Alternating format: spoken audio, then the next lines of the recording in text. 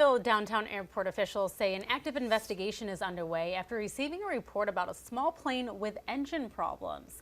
It's a call that prompted a search in the Paris Mountain State Park region last night. An airport spokesperson says a radio call from outside the airspace reported that a small plane was experiencing possible engine failure.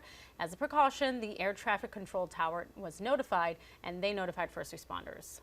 And they had received what we understand to be a broken transmission of a small aircraft experiencing engine failure and possibly went down.